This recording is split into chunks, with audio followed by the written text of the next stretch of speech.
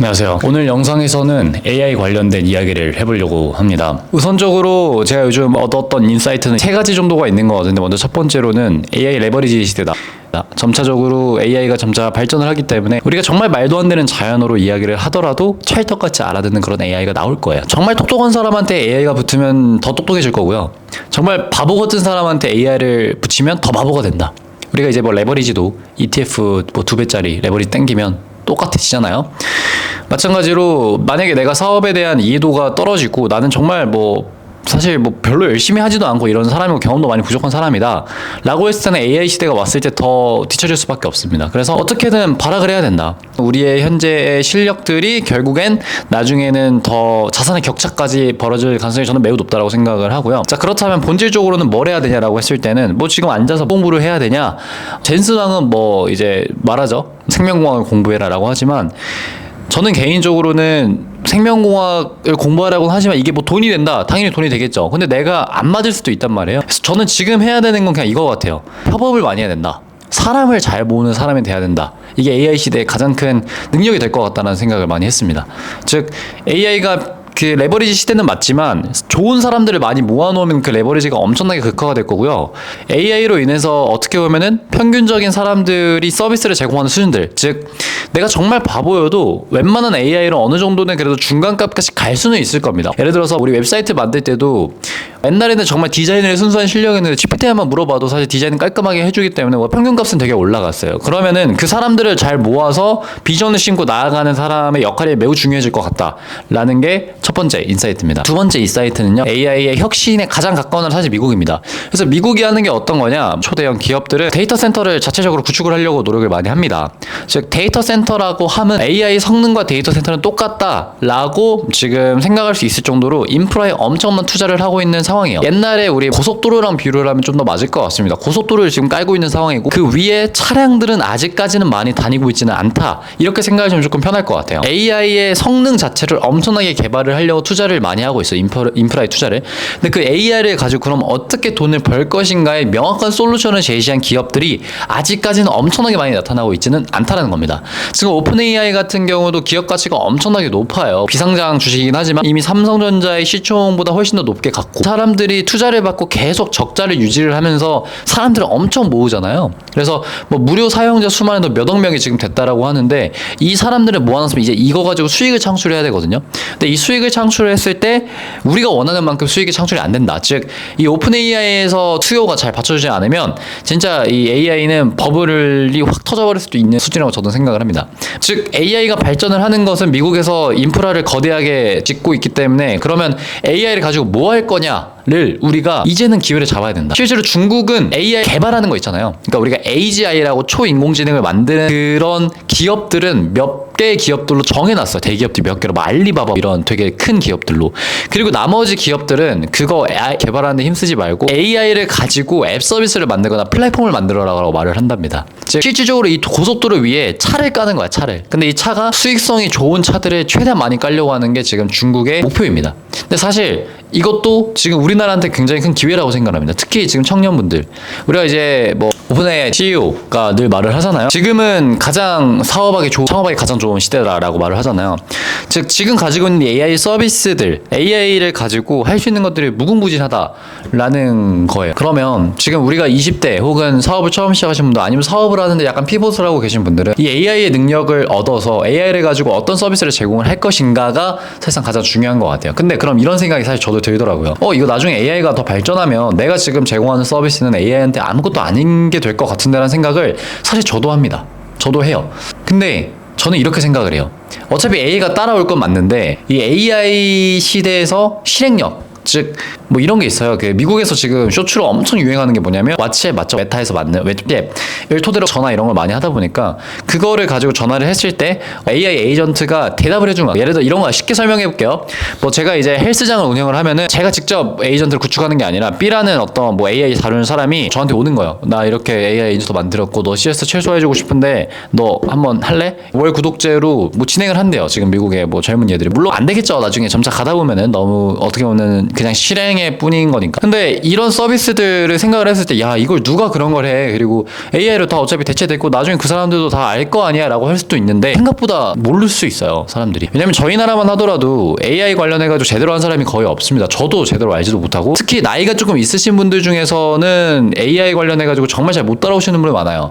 젊으신 분들은 그래도 뭔가 이 머리가 바삭바삭 돌아가기 때문에 뭐가 어떻게 되고 있는지는 다 아십니다, 대부분은. 근데 어르신 분들 아니면 나이가 좀 있으신 분들 중에 사업하시는 분들 중에서도 잘 모르시는 분들은 되게 많단 말이에요. 근데 그런 분들한테 물어보잖아요. 그러면 되게 놀라요. 이것도 할 수 있냐? 약간 지식의 격차라고 해야 될까요? 이걸 이용하기 가장 좋은 시대가 아닌가. 즉 AI라는 엄청나게 발전된 도구를 가지고 이 AI를 인식하지 못한 사람들에게 서비스를 제공할 수 있는 가장 좋은 시기고 마지막 시기지 않을까라는 생각을 합니다. 그래서 지금 영업의 기술과 내가 제안할 수 있는 능력, 그 다음에 시장의 가치를 분석을 하고 어떤 사람이 어떤 페인 포인트를 가지고 있는지를 명확히 분석해서 그거에 맞는 서비스를 제공할 수 있는 능력들이 지금 만약에 마지막으로 만들어 놓으면은 나중에는 진짜 엄청난 자산이 될 것 같다라고 생각을 해요. NLN이라든지 아니면은 뭐 제피어, 뭐 메이크, 뭐 이런 것들 있잖아요. 오픈 AI가 그것도 만들었는데 나중에 가면은 일일이 내가 이렇게 연결을 할 필요가 없이 휴먼 인 더 루프라고 하죠.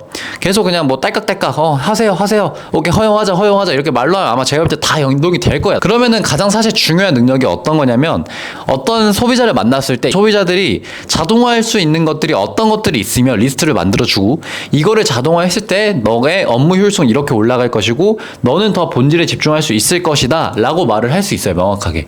그래서 이런 능력들을 가지는 사람들만 AI, 특히 에이전시를 만드시거나 혹은 어떤 것들 AI 관련 사업하실 때 저는 되게 크게 될 거라고 생각을 하고, 실제로 제가 그걸 하기 위해서 지금 팀빌딩을 하고 있고, 제 기존 고객사들, 제가 이제 트루캠퍼스라는 회사를 운영을 하다 보니까 마케팅 회사인데 그 회사 강사분들 혹은 뭐 학원 원장님들에게 계속 여쭤보면서 그거를 하나씩 구축을 해주는 일을 조금씩 하고 있습니다. 근데 그걸 하면서 느끼는 건 정말로 아까 제가 말했던 것처럼 잘 모르신다, 생각보다. 그리고 그거를 구축하는 능력들이 정말 빠르고 빨라질수록 우리가 사스라고 하죠. 반복되는 템플릿 같은 거는 사스로 해가지고 서비스를 만들어 볼 수도 있는 거고, 그게 아니라고 했을 때는 이 사람의 맞춤형으로 계속 서비스를 제작해주는 능력을 올린다면 정말로 나중에는 큰 서비스를 만드는 사람이 될 수도 있을 것 같고, 그게 아니라고 하더라도 정말 AI 시대에 자기가 AI를 가지고 사업을 하더라도 가장 좋은 뭔가 능력이 되지 않을까 싶습니다. 많은 사람들이 그 디지털 크리에이터들한테 되게 주목을 하는 것도 이거예요. 막 크리에이터가 미래다, 크리에이터로 무조건 나 먹고 살아야 된다라고 하는 것도 우리가 서비스를 만드는 게 되게 쉬워질 거예요, 이제 앞으로는. 그러면 사람들이 정말 좋은 서비스들이 엄청나게 많을 거예요.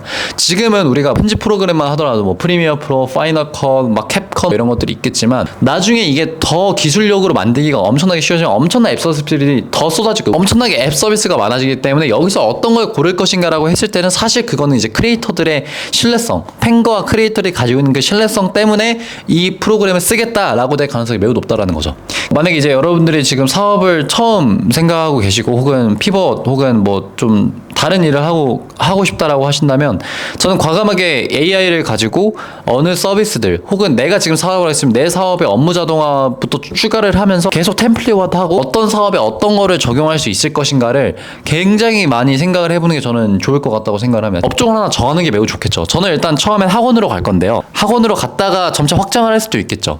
그래서 초반에는 니치한 시장을 파야 되기 때문에 내가 업종 하나 정하고 그 업종에 대한 이해도도 높고 그다음에 그 실제 사업도 해봤고 거기서 업무 자동화도 내가 이뤄봤다라고 했을 때는 정말 엄청난 수익을 가질 수 있을 겁니다. 그래서 뭐 그런 부분에 있어서도 내가 정말 좋아하는 일을 좀 하거나 내가 원래 했던 일들 기반으로 하셔도 기회가 될 것 같다라는 게 인사이트인데요. 제가 AI 관련해가지고 갑자기 이야기를 좀 많이 꺼냈는데 뭐 저도 다양한 일들을 지금 생각을 하고 있고 그 다음에 팀원분들을 모셔와서 지금 이 공간에서 여러 가지 프로젝트들을 도전을 해보려고 지금 하고 있습니다. 근데 저도 이제 드는 생각들은 선택과 집중을 많이 해야겠다라는 생각들이 정말 많이 들더라고요. 애초에 저는 현금 흐름이 나오는 사업을 하고 있습니다. 입시 사업도 그렇고 마케팅 해서 사실 현금 흐름이 잘 나와요. 그래서 사실 여기에 투자를 많이 하면은 지금 당장 돈을 되게 많이 벌 수 있다라고 저는 생각을 합니다. 근데 제가 왜 지금 이걸 방황을 조금 하고 있냐면 어떻게 보면 이건 것 같아요. 정말 좋은 기업들 그리고 정말 뛰어난 리더들은 내가 미래 먹거리라고 생각을 하는 거는 과감하게 접어놓고 가는 경우도 꽤 있단 말이에요. 그 선택을 하는 것에 있어서. 근데 이제 제가 지금 그런 거에 대해 좀 우유부단함이 있기 때문에 뭔가 일을 밀고 나갈 때도 계속 부딪히더라고요. 제가 미래적으로 봤을 때는 가장 좋은 시기고 지금 뭔가를 시행착오를 많이 겪어놔야 나중에 생존을 하지, 안 그러면 진짜 무조건 도태될 것 같다는 생각을 해가지고 AI를 정말 공부를 많이 해야겠다는 생각을 많이 했어요.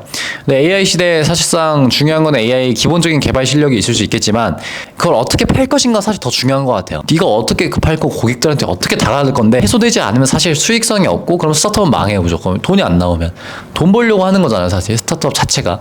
그러다 보니까 그 영업할 줄 아는 방법 그리고 마케팅하는 방법들은 기본적으로 가지고 있어야 되고, 마케팅할 줄 아는 방법에다가 내가 어떤 프로그램을 개발할 수 있거나 시스템을 만들 수 있는 능력까지 가지고 있다. 그러면 그게 이제 1인 기업이 되는 거죠. 뭐 그런 능력을 갖기 위해서 지금은 부단히 내가 어떻게 보면 지금 마케팅 뭐 내가 어떤 상품을 판매하기까지의 과정들에 정말 많은 시간을 썼다면 지금은 본격적으로 서비스를 만드는 방법에 대해서도 조금 시간을 써보려고 합니다. 왜냐면 제가 늘 이 서비스를 만드는 방법에 대해서, 즉 서비스를 어떻게 제공할 것인가, 얼마나 좋은 서비스를 제공하고 얼마나 본질적인 서비스를 제공할 것인가가 늘 약했어요. 지금까지 생각을 해보면. 근데 이 서비스를 정말 잘 제공할 수 있는 사람이 되어야지 사실 브랜딩이 통한다는 것도 정말 많이 깨달았어요. 그리고 이 서비스가 정말 좋으면 저는 브랜딩으로 엄청나게 성장하고 키울 수 있다는 것도 깨달았어요. 그래서 지금 생각하고 있는 건 이 서비스를 정말 잘 구축을 해봐야겠다라고 생각을 하고 있고, 그런 시간들을 좀 가져야 될 것 같다라고 생각을 하고 있습니다. 그래서 뭐 제가 이제 앞으로도 여러 가지 여정들을 많이 보여드릴 텐데 여러분들도 제가 AI 관련해가지고 좀 어떻게 변신하고 있는지 좀 지켜봐 주시면 좋을 것 같고, 하루하루 충실하게 살아가는 게 정말 중요한 것도 맞는 것 같아요. 정말 중요하고, 이렇게 지금 오늘 행복하지만 내일 행복하지 않고 내일 행복하지 않으면 10년 후에도 행복하지 않다라는 게 맞는 것도 같아요. 그래서 20대 분들 혹은 사업하시는 분들 오늘 영상 보시고 AI 관련해 제가 뭐 떠들어봤는데, 뭐 AI는 저도 막 엄청나게 잘 아는 건 아니기 때문에 이런 좀 인사이트도 얻어 가셔서 나중에 사업하실 때 좀 도움이 되셨으면 좋겠습니다. 저는 또 열심히 한번 달려보도록 하겠습니다. 감사합니다.